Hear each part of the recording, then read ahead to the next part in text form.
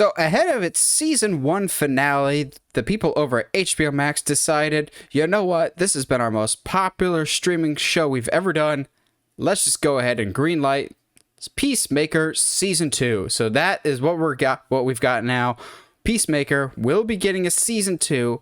However, unlike the first season, James Gunn will be writing and directing every episode. He wrote and directed most all the episodes. I think he wrote every episode for season 1, but he didn't direct every episode. He'll be writing and directing every episode of season 2. So this will kind of double as our predictions for what we think season 2 will look like, but also our full recap of season 1 of our thoughts. Now that it's been out for a little bit, I feel like we can go into spoilers about this because it's been a full week now. So if you wanted to watch Peacemaker, you would have by now. And there's a lot to talk about because I'm not going to lie. The first couple episodes didn't really grab me. I thought they were okay. But dang, if those last 3 episodes of this season weren't some of the best television I've seen in a long time, of like getting Chris's backstory, when he starts playing the piano at the end of that one episode and your heart just like shatters into 1,000 pieces because it's a prime example of show, don't tell, of like, you don't need to say anything in that scene. You trust Cena enough as an actor to go, okay, you're going to be able to trust that he'll convey the proper emotions in the scene, that you don't need to say what's going on. You don't need a voiceover. You can feel the pain that's going on. But then you also get like Vigilante, who is just the best. Like right down to the very first episode when you're just like, I don't know if I like Vigilante. And Peacemaker has like got the sniper on the family and he's just like, I don't know if I can do this. Oh, hey buddy, don't worry. I got this. I can kill kids. And like Vigilante just like...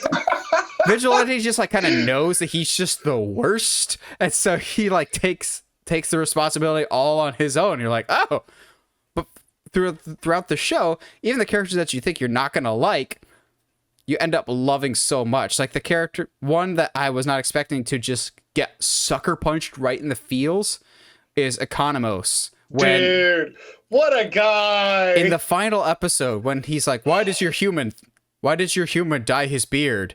And then his whole 5-minute spiel of like this running joke about the season of Economos dyes his beard.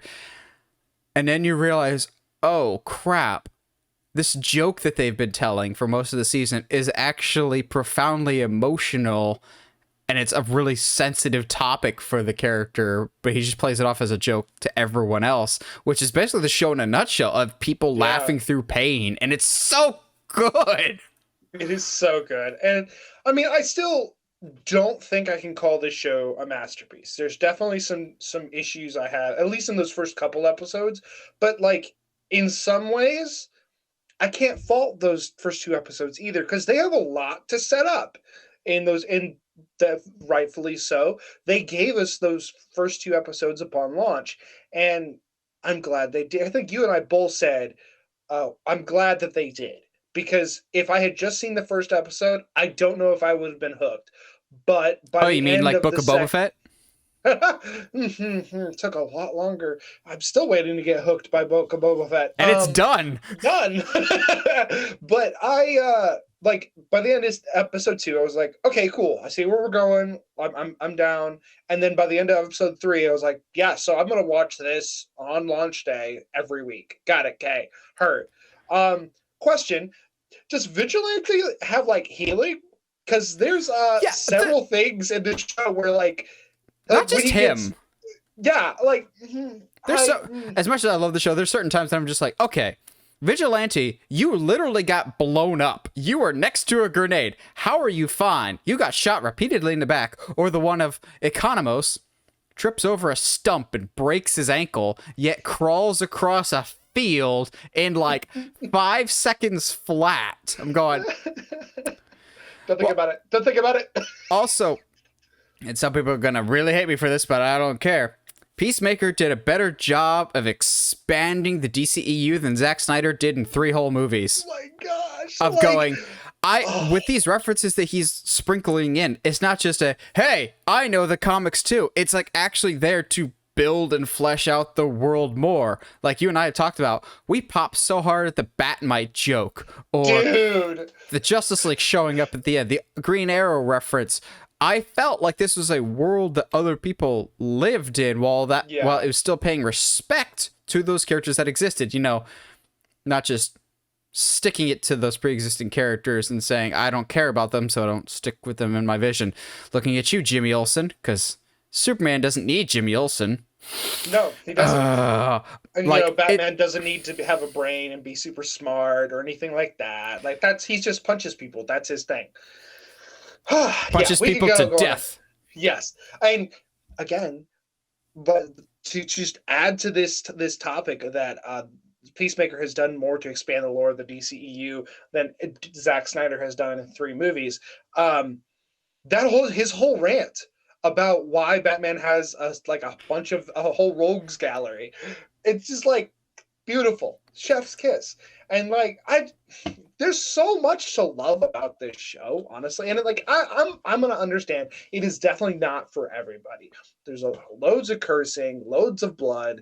There's a lot of obscene jokes and references. But gosh, it is like John Cena is great. We all kind of knew that he was going to be a fun actor, but he has leaned into his typecasting in a way that is so special and makes you want to see that specific character more.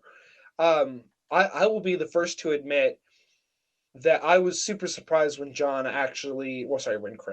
when Chris actually kills his father, and I legit shoots him. No monologue or anything, nothing. Just middle of the guy's statement, of his dad's statement too, and he was like, boom.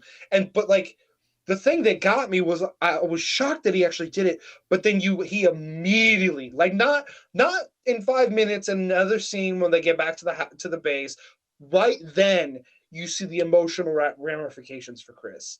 I was just like, God, dude. And then better yet, last 3 episodes. And then better yet, his dad didn't disappear. He's clearly still there to mentally traumatize his kid. I'm going, not fantastic, but fantastic that this isn't going to be something that's just glossed over. It's not something that's just an easy switch. All these characters are broken, have their own issues. It's going to take time to heal them, which, testament to his dad. I thought it was insane that the most afraid and uncomfortable that I was the entire time was nothing to do with aliens or the violence. It was, oh God, you have Nazis on your tail. I'm very uncomfortable now, because it's like that. It's that depth of realism now of going, this is how you bring in real world conflict. But okay, can we talk about how good, I don't want to praise bad guys, but how good White Dragon's suit looked? Dragon, I didn't really know about White Dragon before the comics. Before this, I look him up and going, it's hard to be more comic accurate than that. I think James Gunn, whenever he has these characters, is just like, okay, how can I make these as most accurate to the comic as humanly possible? Like, Peacemaker is scary accurate. Vigilante is terrifyingly accurate from a costume perspective. So is White Dragon. Polka Dot Man, pretty spot on there. So Mr. Mxyzptlk with the purple and orange tights and a very small body. Condiment King. Okay, let's go, baby. Speaking of Condiment King, what do you hope to see in Peacemaker Season 2? There we go. All right, cool. So it'll be interesting because I don't think the butterfly threat is over. Especially with Goff still technically being alive. Obviously, this is hardcore spoilers, but it's been a week, guys. But at the same time, I kind of hope that we get away from the butterflies. As cool as it was, I don't think there's anywhere else to go unless you're going to go and we're going to destroy the Death Star again. You can't really I would prefer if they didn't. It'd be very interesting if Chris goes to the house and finds out his brother's actually alive, and turns out that it's Sportsmaster, but that's just a dream of mine. But that could be really cool. I want more Economos. I don't know what it is about him.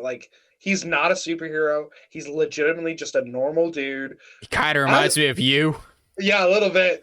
But like just like even like the moment like where he like looks at hardcore at wait when they're in the van on the way to the final like It's into always the time for rock and roll. there's always time for rock and I roll. I was killed a like, freaking yes, bear. Killed a yes, freaking gorilla.